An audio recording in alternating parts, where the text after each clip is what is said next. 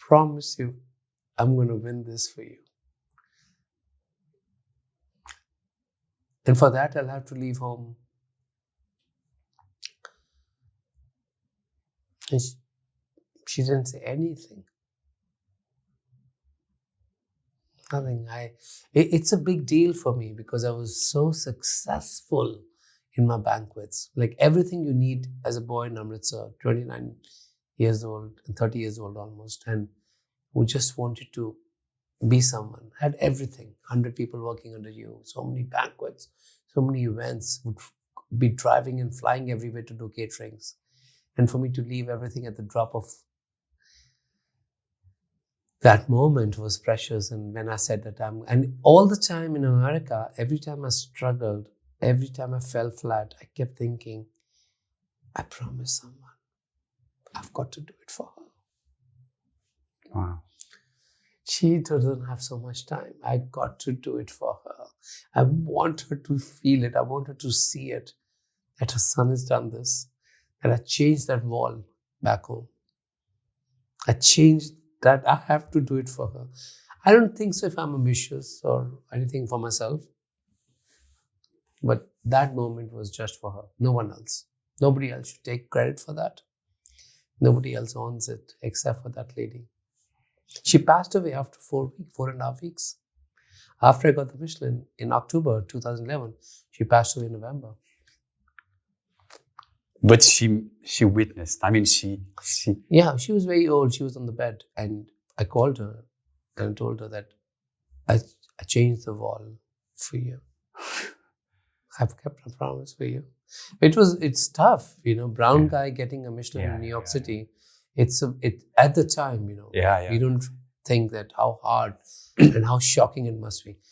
I became the second one, and I continued to have it for 8 years, and which is a very big commitment. It's a very big job. It's not an easy thing. It's worth it.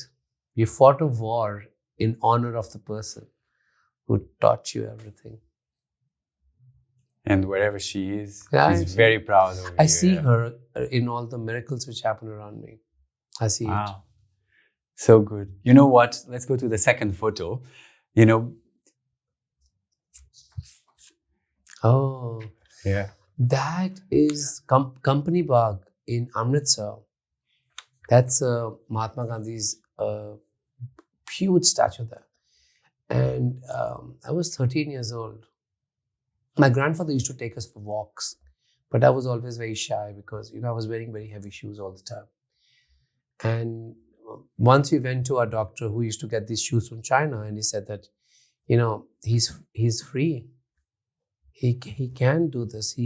I feel he just was scared that he's lived all his life in these cages and those braces and wooden shoes. And my mom took me there, and mom told me, run. And I remember we were coming back from, people who know Amritsar, they would right away connect with me. We were coming back from Hall Bazaar Pull, where the doctor was, and we crossed that bridge. We are coming back home, and this Company Bagh, the big garden, it's like Central Park of Amritsar. Smaller, just much better. And she saw that, and we were in the small moped. She used to ride this small scooter, and she's riding it, and she stopped there, and she said, run. Oh my God, it was so profound for me at that time. And I knew it was going to change everything for me. I knew it. I just run. Go around it. So I remember running around. I don't remember how many times, but I ran. Just because she wanted it to happen like that. Wow. And then someone told you you were meant to fly. Mom. She didn't tell me. When people used to tell her or criticize, having a little different child at home, she'll say, if he can't walk, because he doesn't have to, he was meant just to fly.